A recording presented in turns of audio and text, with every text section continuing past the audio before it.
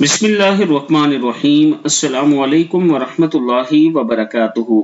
عابد راجہ channel کی طرف سے آج میں اپنے چاہنے والوں کو ایک بہت ہی پیارا عمل بتانے جا رہا ہوں۔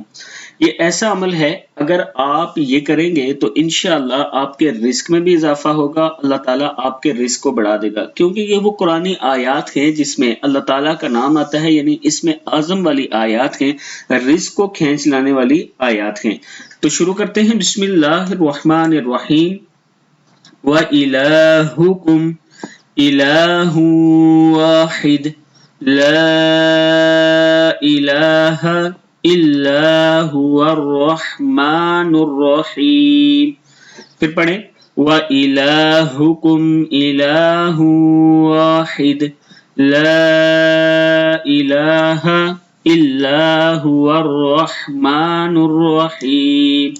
اور تمہارا معبود ایک ہی ہے، اس کے سوا کوئی سچا معبود نہیں، وہ نہایت مہربان، بہت رحم کرنے والا ہے۔ دوسری آیت ہے الف لام میم اللہ لا الہ الا هو الحی القیوم۔ الف لام میم، وہ اللہ ہے، اس کے سوا کوئی سچا معبود نہیں، زندہ ہے، سب کو سنبھالے ہوئے ہے۔ تیسری آیات ہے اللہ لا الہ الا هو الحی القیوم۔ وہ اللہ ہے، اس کے سوا کوئی سچا معبود نہیں، زندہ ہے، سب کو سنبھالے ہوئے ہے۔ یہ تین آیات ہیں۔